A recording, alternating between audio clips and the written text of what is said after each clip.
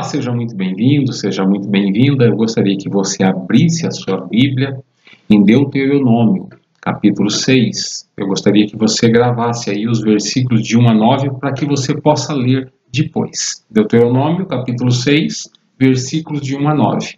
Deuteronômio é o quinto livro no Antigo Testamento. Nós temos lá o primeiro livro, Gênesis, lembram-se? Êxodo, Levítico, Números e depois Deuteronômio.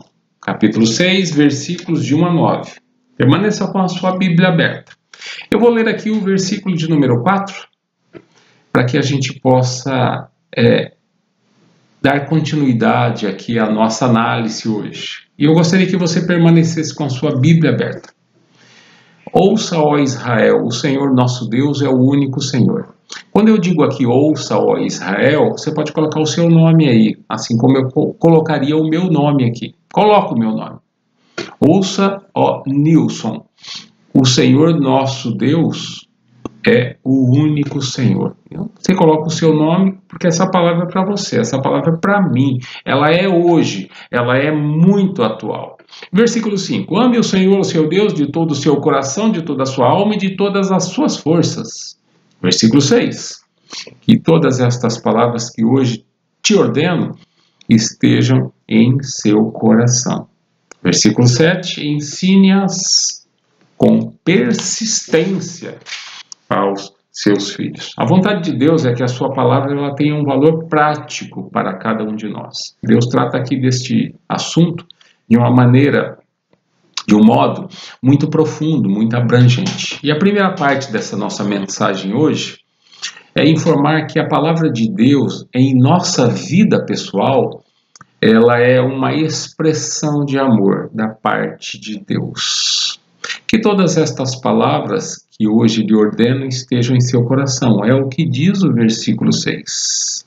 Deus não quer que a sua palavra apenas seja conhecida por nós, mas sim que essa sua palavra ela esteja em nosso coração, em nossas mentes gravadas. Isso é muito importante, sabe? O lugar onde guardar. O melhor lugar onde guardar. Em nosso coração, em nossas mentes. Lembra-se do Salmo 119, versículo 11? O salmista assim afirma: guardo no coração a tua palavra, para não pecar contra ti. Guardo, ou guardei no coração a tua palavra, para não pecar contra ti. Pois só está em nosso coração, só está em nossa mente aquilo que nós amamos. Isso é uma verdade. Aquilo com o que nós nos importamos, o que realmente tem valor para cada um de nós. Observe que no versículo 6, não se trata de um pedido, mas sim de uma ordem. É uma ordem da parte de Deus, que todas estas palavras que hoje lhe ordeno estejam em seu coração. Isso é um mandamento, é uma ordenança.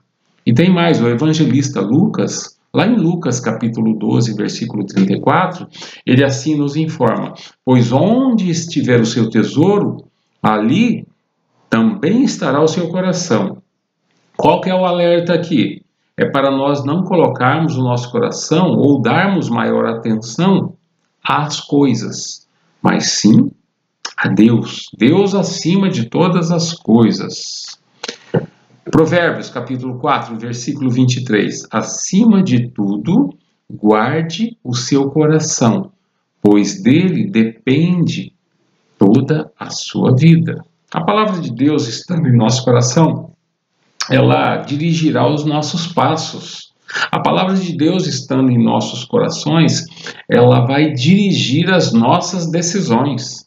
A palavra de Deus estando em nosso coração, em nossa mente, ela vai dirigir a nossa vontade, ela vai modelar a nossa vontade, vai orientar a nossa vontade conforme a vontade de Deus.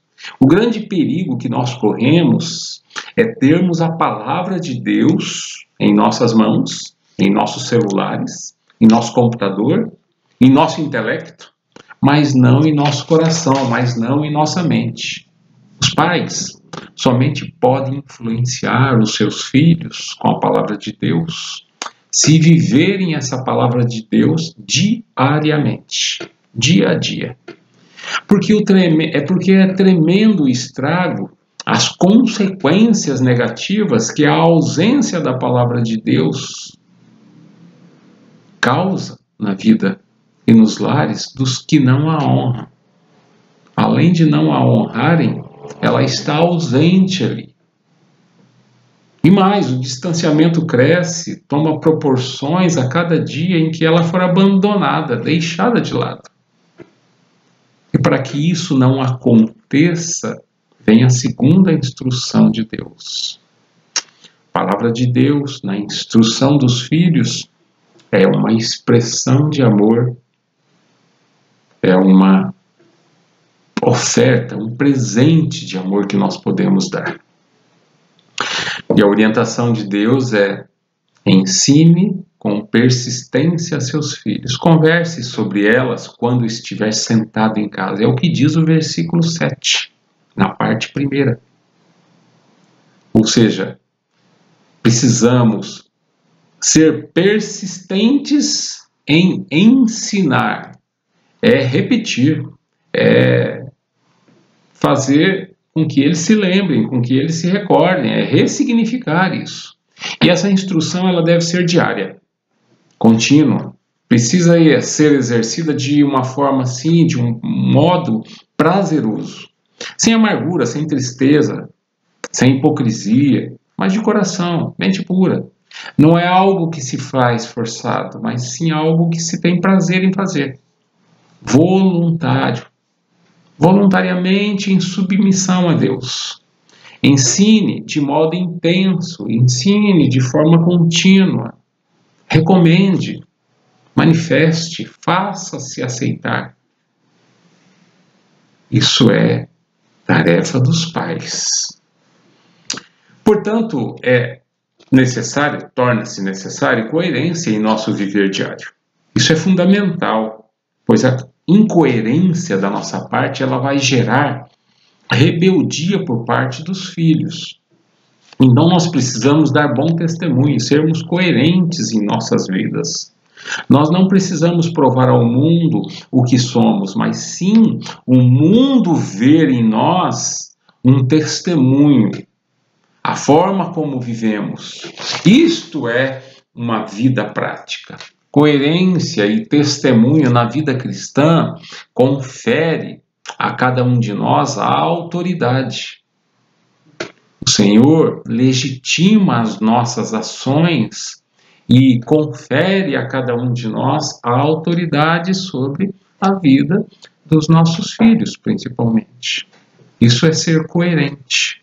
Terceiro, a palavra de Deus na conduta diária é uma expressão de amor da nossa parte para com Deus, ou seja, vivermos aquilo que pregamos é fundamental em nossa vida diária, não somente ali naquele momento que você vai na igreja. Também é possível, é necessário que os pais compartilhem a palavra de Deus em suas conversas. Isso é vida diária, isso é conduta diária. Em seus momentos de lazer, passeios, momentos de diversão.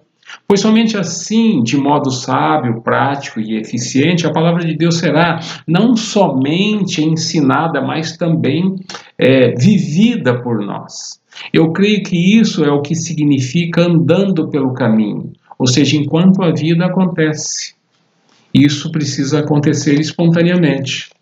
O contexto, o momento, o tempo em que nós estamos vivendo é muito favorável. Nós temos muitos recursos para isso.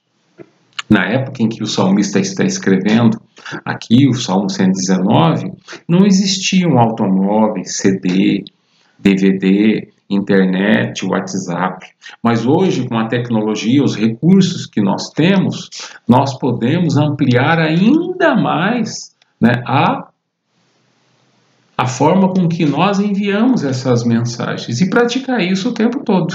O caminho aqui que o salmista, ou melhor, que o nosso texto nos informa, enquanto nós caminhamos, significa essa vida diária. É onde esse lar, né, desenvolve a vida, os seus relacionamentos, é o levantar-se, é o deitar-se. Essa é a ideia de vida diária. Então, o que nós podemos perceber aqui nos versículos 8 e 9 do nosso texto é bem isso mesmo. É a proximidade dessa palavra. Veja só. Amarre-as como um sinal nos braços e prenda-as na testa. Escreva-as nos batentes das portas de sua casa. Escreva-as nos seus portões. Você já deve ter visto alguma mensagem, alguma palavra, algum versículo em portas, portões, né, de algumas casas. Nós tínhamos aqui o hábito, quando as crianças eram pequenas, de colocar versículos em lugares estratégicos na casa, para que eles pudessem fixar, assimilar esses versículos. Isso era interessante. Na geladeira, por exemplo, imã, um versículo do dia. O semblante de um cristão cheio do Espírito Santo e da palavra de Deus, ele sempre é notado. Os umbrais da casa, ou seja, os batentes, as portas, falam do que se faz dentro desta casa, do que se vê, né? E é interessante notar isso. Você pode até decorar a sua casa em outros ambientes com versículos bíblicos. Isso é bonito. Isso é um testemunho para os parentes, para os vizinhos, para as pessoas não cristãs que provavelmente ou que venham a visitar a sua casa.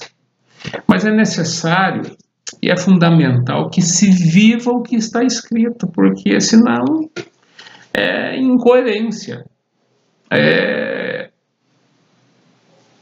hipocrisia, porque apenas palavras são tão somente enfeites. E para concluir, eu gostaria de dizer para você que todos nós, diariamente, somos desafiados a presentear, a dar um presente ao nosso Pai Celestial, que é o nosso amor, a nossa consideração para com a sua palavra, obediência. Deus, assim como um pai em relação ao seu filho, deseja o melhor para cada um de nós. Qual é o pai que não deseja? Qual é a mãe que não deseja o melhor para os seus filhos? Assim, Deus deseja muito mais para cada um de nós. Mas também espera de cada um de nós o melhor. Obediência. Por isso que o Salomão disse certa vez que o temor do Senhor é o princípio da sabedoria. Provérbios capítulo 1, versículo 7. Que essa seja a nossa decisão, não só no dia de hoje, mas por toda a nossa existência.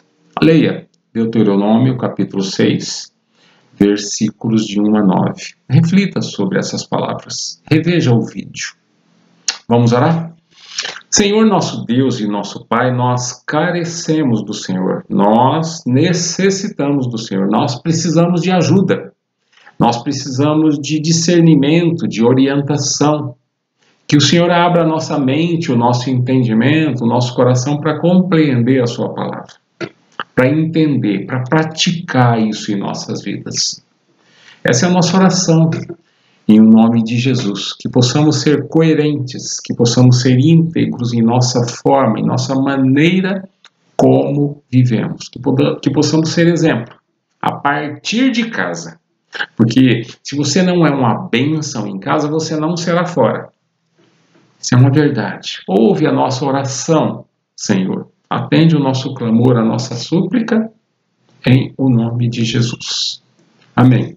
E que a graça e a paz de nosso Senhor Jesus Cristo, o amor de Deus, a comunhão e as consolações do Espírito Santo de Deus seja sobre a sua vida. Não somente hoje, mas sempre. Graças a Deus por mais um dia. Deus te abençoe. Se cuida. A gente se vê.